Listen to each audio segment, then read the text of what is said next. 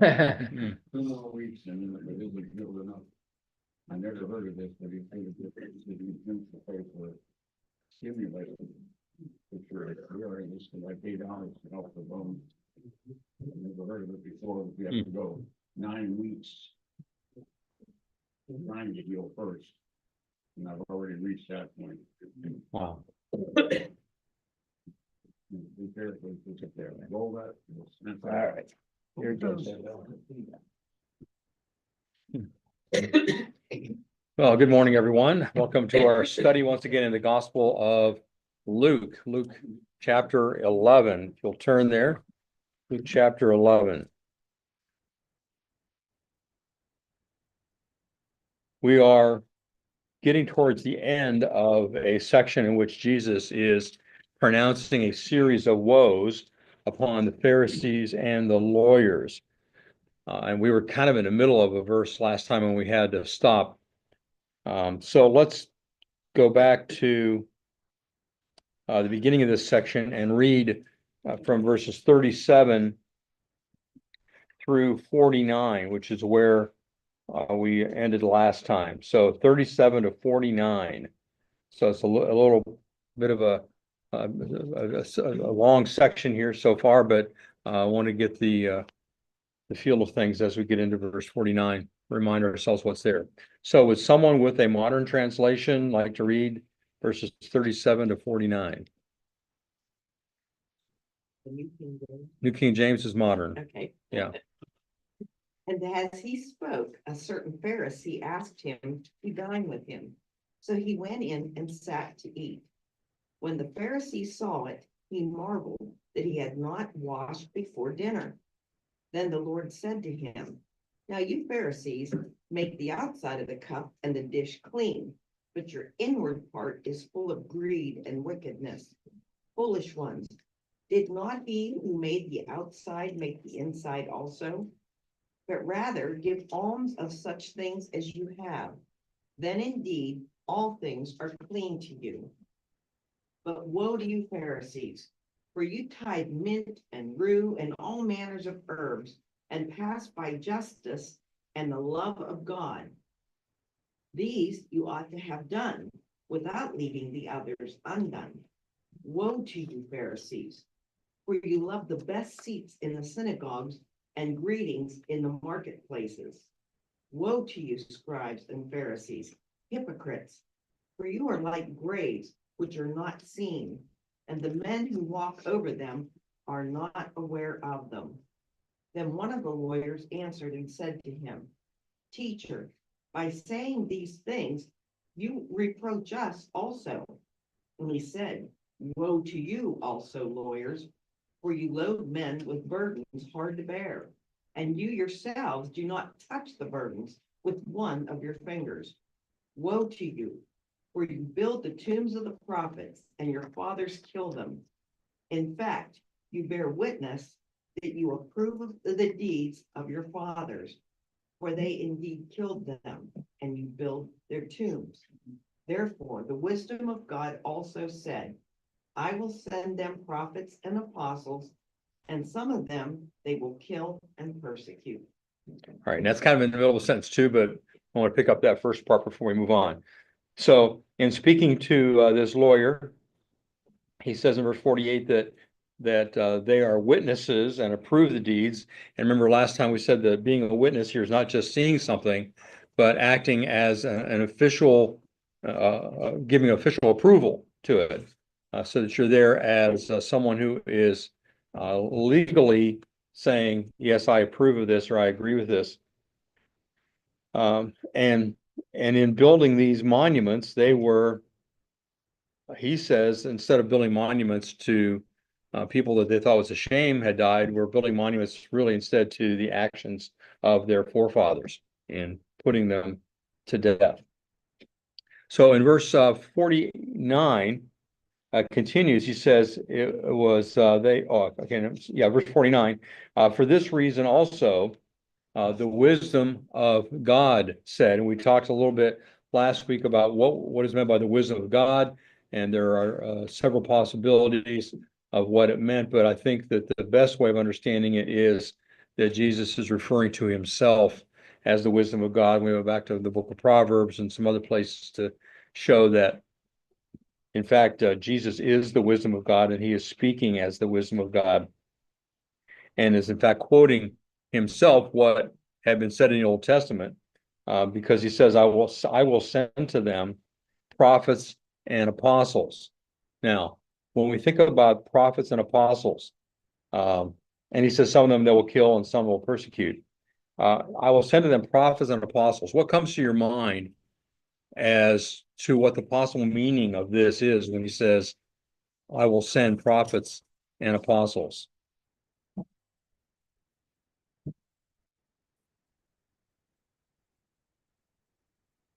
Yeah, Jim? This 12 apostles. Okay, so apostles, you think of the 12 apostles. Yeah. Okay, what about prophets? Then I think of past. I mean, all the prophets all the way through from the beginning. Yeah, so one of the possibilities here is he's talking about Old Testament and New Testament people who gave revelation to God.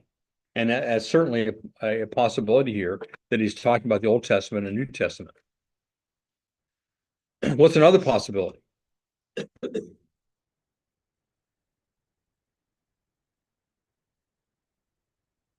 If it's not Old Testament and New Testament, then what else could it be?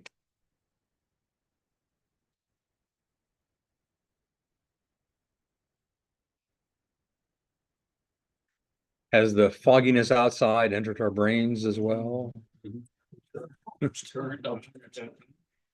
Which would be New Testament times. So were the prophets in New Testament times? Yes. Yeah, shake your heads, yes. Work out the cobwebs and all that. So those are the two possibilities, really, as you look at this. Is he talking about OT and New T, or is he talking about at this point future New T? Yeah, Jim? Would you include them in Christ with the prophet at that time? Yes, but I would not include him in this because he says, I will send.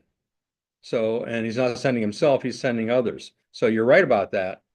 But he would not be included in this particular terminology.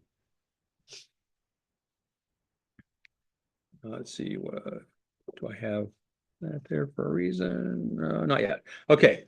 Now, I think one interesting place we can go that addresses this, just so we get a focus on what Jesus is intending here, is to turn back to Joel chapter 2. So hold your finger there in Luke 11 and go back to the minor prophet Joel. Joel comes before Amos, Obadiah, Jonah, Micah, Nahum, Habakkuk. So keep pecking around, you'll find it there. Joel chapter 2.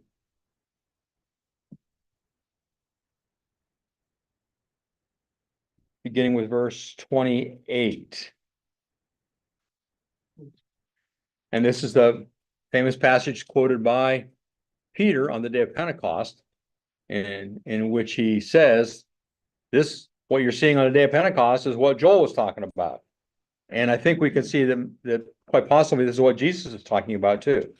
Verse 28, it will come about after this, and after this, you can go back and see all the things that are going on there, that I will pour out my spirit on all mankind, and your sons and daughters will prophesy. Your old men will dream dreams, your young men will see visions. Even on the male and female servants, I will pour out my spirit in those days. Now, what's different about what Joel is saying than what the normal procedure was in the Old Testament?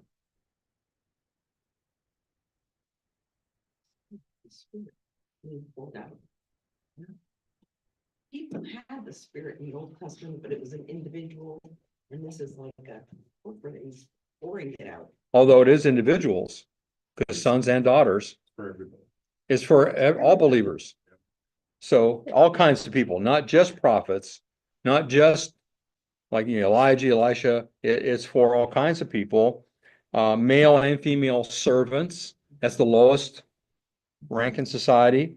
He says, I will pour out my spirit in those days. I will display wonders in the sky and on the earth, blood, fire, and columns of smoke. The sun will be turned into darkness, the moon into blood before the great and awesome day of the Lord comes. And it will come about that whoever calls on the name of the Lord will be delivered.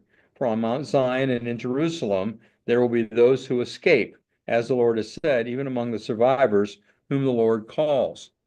All right, so the thing I want you to notice here is that Joel prophesies that there's going to come a time in which basically all kinds of people will be prophets. They'll have visions, dreams, and so on that they'll be sharing with others.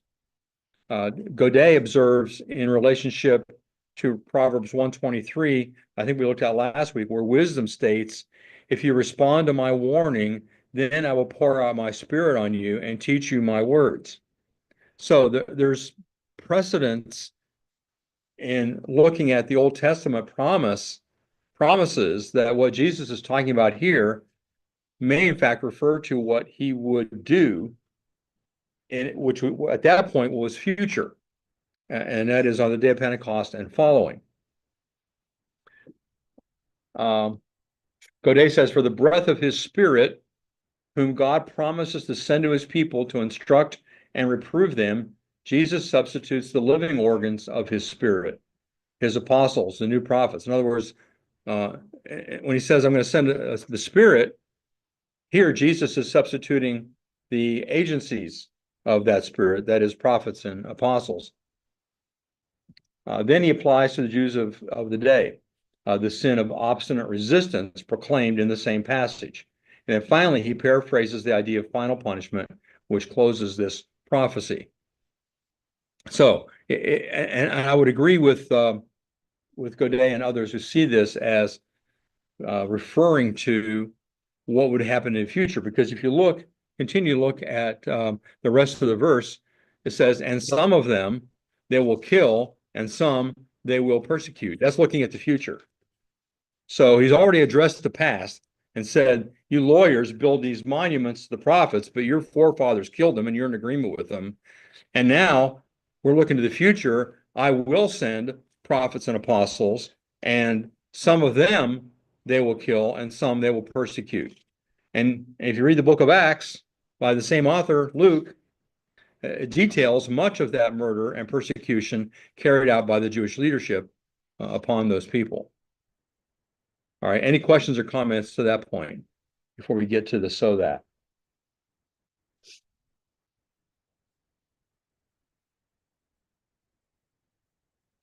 All right, verse 50, so that, as a result of that, or the consequence of that, not the purpose of it, but the consequence of this is that the blood of all the prophets shed since the foundation of the world may be charged against this generation, from the blood of Abel to the blood of Zechariah, who was killed between the altar and the house of God. All right, so the blood of all the prophets from the beginning of the world will be charged against this generation. The Holman Christian Standard Bible puts it this way, so that this generation may be held responsible for the blood of all the prophets shed since the foundation of the world. And he starts with the blood of Abel, which is the first murder in history and the first one recorded in the Old Testament, and goes to the blood of Zechariah. Now, before we talk about exactly why it is he says that it'd be charged against that generation, all the murders, I want us to consider the details, and then we'll go back to that. We start with the blood of Abel, which is understandable. First murder. We may not have thought of Abel as being a prophet, but Jesus includes him in that group. Then we come to the blood of Zechariah. Now, if we look carefully at the Old Testament, we'll see that there is a Zechariah mentioned in 2 Chronicles 24:22, which was who was killed between the altar and the holy of holies, the inner part of the temple, which could be called the house of God. Literally, it's just the house here, but so in essence, all the murders from beginning to the end. Well, the problem is that, first of all, the way our Bibles are arranged, this murder of Zechariah doesn't occur at the end. It's in Second Chronicles, which is way back in the middle of the Old Testament for us. So first of all, we have to understand that in the Hebrew canon, Second Chronicles was the last book in their arrangement. So he is literally saying from the beginning to the end, all those who were murdered by those who are going against God. So all the murders from the beginning to the end. Now, there's another problem in that the identification of this Zechariah. Let's go on to this verse there. And that comes from the parallel passage. I know you know I don't like to go to the parallel passages, except there's sometimes when we need to in order to clarify things. And this is one of those clarifications. If we just had what Luke says, there would not be a problem. We've got Abel up through Zechariah. But in the parallel passage in Matthew, there's an additional statement made. It says this, Matthew 23:35. So all the righteous blood shed on the earth will be charged to you, from the blood of righteous Abel to the blood of Zechariah, son of Berechiah, whom you murdered between the sanctuary and the altar. Now, the prophet Zechariah, who was murdered in 2 Chronicles 24:24, where it specifically says that he was murdered between the altar and the sanctuary, was the son of the priest and prophet Jehoiada, who served under King Joash, not Berechiah. So how do we reconcile this? So we've got at least two Zacharias here. One who was a high priest, son of Jehoiada, who it says was murdered in that place. And then we have Zechariah the prophet, after whom the book is named, who is said in Zechariah 1:1, he's the son of Berechiah. It appears that there's a confusion between the two Zacharias. So the easiest solution is to say that Matthew made a mistake and confused the two Zacharias. And there are lots of Zacharias. It was a very common name in the Old Testament times. But what would be the problem with saying Matthew made a mistake? Yeah, because it would negate the inerrancy of Scripture. So that would be the easiest thing to say and be done with it. But of course, I couldn't be satisfied with that. So, I was looking further. Some point out the additional difficulty of the Zechariah who was recorded as being killed in the temple wasn't really the last one time-wise in the 9th century BC. So it must be a different one because he wasn't the latest. And the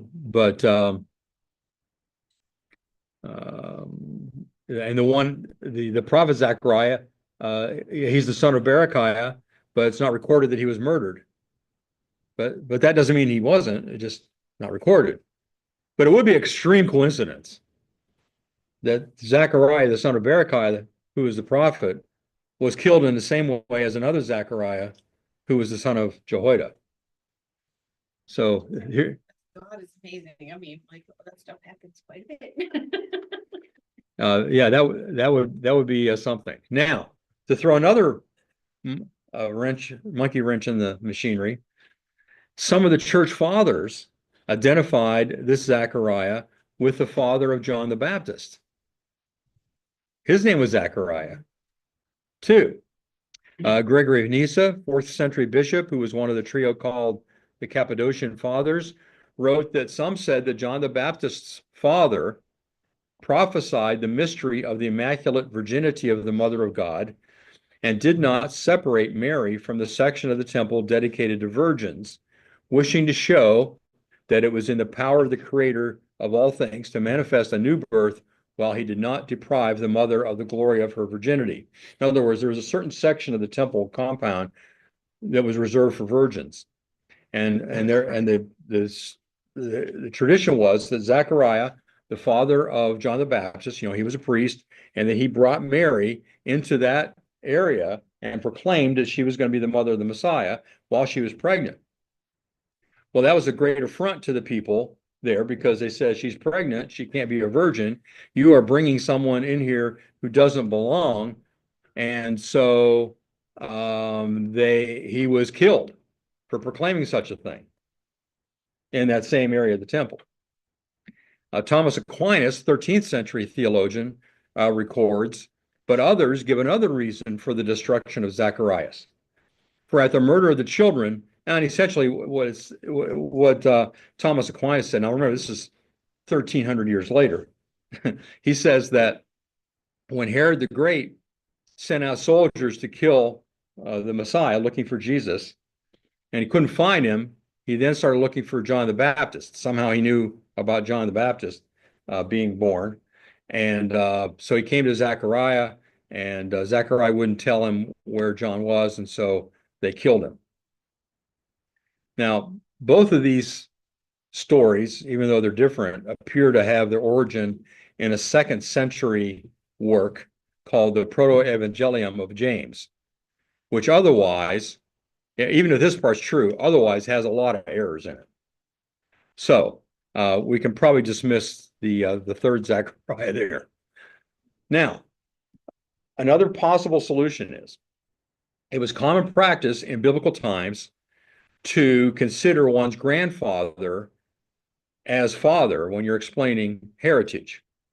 So the naming of Bechariah as the father of Zechariah may be an indication that either Berechiah or Jehoiada, who was 130 years old when Zechariah became high priest. So the one on the extreme left here, when he became high priest, his father, Jehoiada, was 130.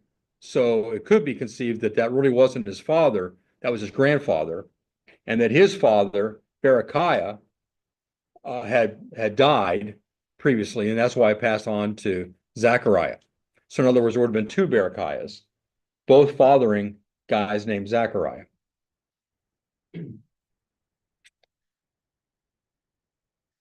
There's one final solution, which I'd hoped to find evidence for, but I didn't. But which I hope is maybe the case. And that is an early copyist, thinking he was clarifying Zechariah's identity in Matthew, inserted the wrong father into the text. I mean, that happens. That happens, with some frequency, that a copyist, when he's copying scripture, thinks he's clarifying something by putting it in the margin because he remembers another scripture. And that's why, for example, you read the King James version of Luke here, you find things that are not in the more modern translations, but they're in Matthew. It's because some copyist remembered what was in Matthew and wrote it in the margin, and the next guy comes along and puts it in the text because he thinks the guy left it out, and so he adds extra stuff in there. It could be that a copyist thought of Zechariah immediately, oh, Zechariah, son of Berechiah. So he put son of Berechiah out there, and then somebody else put it in the text. We don't have any evidence for that, but that is a possibility. But the one thing we do know is that the name Zechariah means Yahweh remembers. And that's a fitting name for one who is used as an example of the judgment that would come upon that evil generation to whom Jesus was speaking. So I hope that I haven't confused you too much, but I just wanted you to point out that sometimes there are issues like this that come up, and somebody brings it up to you, you can say either we don't know, or maybe you have an explanation for some scripture that somebody says, look, there's a mistake here, whatever. Well, if there's a mistake, it wasn't on the part of the person writing it. It was on somebody later on. Or there's another explanation, like they both had a father named Berechiah. Okay, any questions? So I missed some of that discussion, and I remember one time so I'm just bringing it up, I don't know how accurate it is, it's just a memory I have. Discussion that Abel, when you use the Jewish order of Old Testament books, So Abel's in Genesis in the first. And Zechariah's death would have been recorded in the last book of the Old Testament. And so it's really Jesus's way of saying from the first prophet to the last prophet of the Old Testament, you've done them. You've done them all. Yeah, that's why I think that he can't be referring to the prophet Zechariah here. Because Zechariah, the priest, is the last recorded martyrdom in the Hebrew Old Testament. So I lean heavily toward a copyist error, even though there's no evidence, because there's lots of, how many copies are there?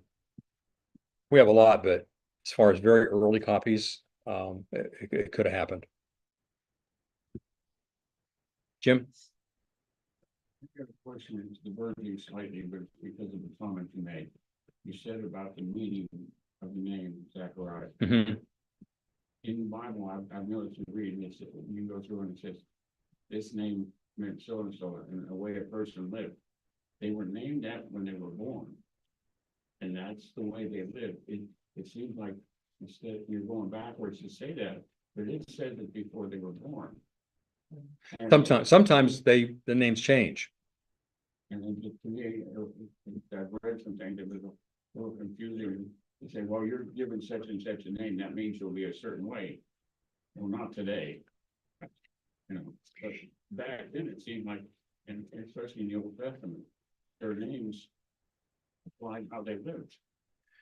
But remember too, and that may be the case, but sometimes when someone is referred to as having a certain name, let's say, they're named in the process of telling a story. It may not be the name that they were given at birth. It may be a name that they acquired later, but it's used anachronistically. It's looking back. For example, what comes to mind is when we talk about Alexander the Great. Talk about Alexander the Great taking over for his son Philip, King Philip, and conquering the known world. Well, he wasn't known as Alexander the Great at that time. He was known as Alexander the Great later, but we call him Alexander the Great even before he was known as that. Now, that's using the same name Alexander, but that's an example that, for example, Abel was probably given that name at birth, but let's say that he was given that name later on in adulthood.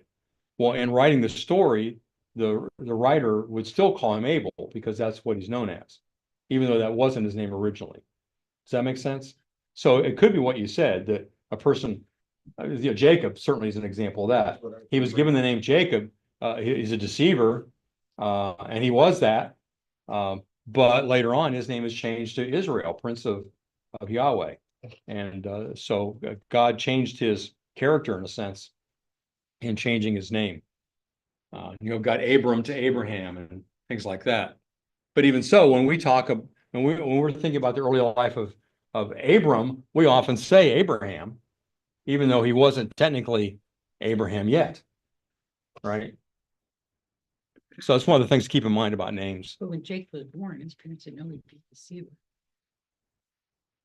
Well, or supplanter, one who supplants another, and that was because he was hanging onto the heel of his brother, trying to get ahead. So apparently that's where they got the idea. All right, hopefully that's not more confusing. Any other comments? Well, I was just listening to RC Sproul this morning, and he was talking about how in the Gospels it's recorded at different times that Jesus flipped the tables. Mhm. Yeah. And so, so he was saying that it is his belief that there is not an error in the scriptures, but that it probably happened more than one time. Yeah, I think so. In the Same thing beginning, what we've been same looking at street, here. but then at the end. Because in fact, in chapter 12, we're going to get into a section where it looks like Jesus is giving these instructions on the way to Jerusalem. So they're down in Judea. But in Matthew, it appears that the same content is given in Galilee. Well, couldn't he have done it twice? repetition is the way of learning, right? So, yeah. But skeptics will look at that and say, oh, look, it's in different places but well, as parents, as teachers, we repeat things often. The people who this is spoken and written to, it would have made sense to them that it was the Abel, Zechariah being the last that he would, why wouldn't that have made sense to them Yeah. than anything else? Yeah. That's why I think that's probably the best understanding. It's just that I'm still not sure why Matthew has son of Berechiah.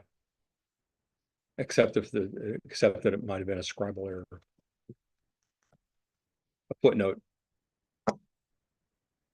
Just like, some people, with their Schofield Bible notes, they trust the notes as much as they do the verses, and yeah, got to be careful about trusting the notes. You said,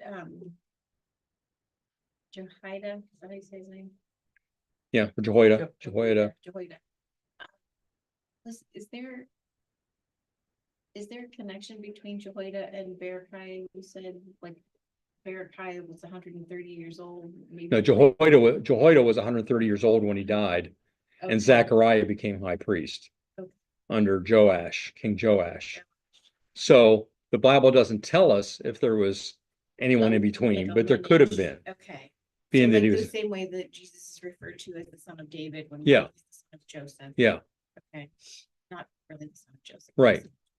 Yeah, and we see that a number of places in the Old Testament, especially where someone is said to be the son of so-and-so, but in reality, he was the grandson. Yeah. So Jehoiada was alive when the second Zechariah was around? No, Became a priest. no, Jehoiada died in 900, or Zechariah died in 900 BC. So Jehoiada was before that even. And Zechariah the prophet didn't die until, well, during the exile, or just when the Israelites were allowed to come back to the land after the exile. And the Zechariah the high priest was back during the time when Judah was still a functioning kingdom and under Joash. Okay, you got to have a scorecard to keep track of the people, especially the same names, right?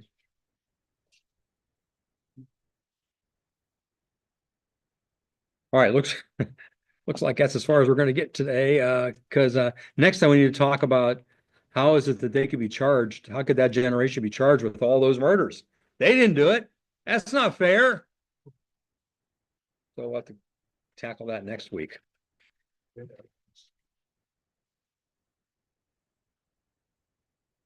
Starting in January, I'm not sure the date yet, whenever Word of Life starts up again, we're going to start something new on Sunday nights, which I hope will be exciting to many of you.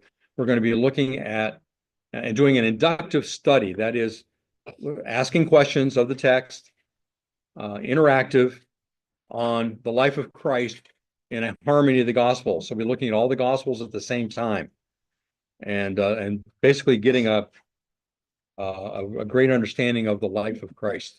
And we'll have a workbook for you and all that. The details coming up soon. So plan on starting out January with a study in the life of Christ on Sunday evenings.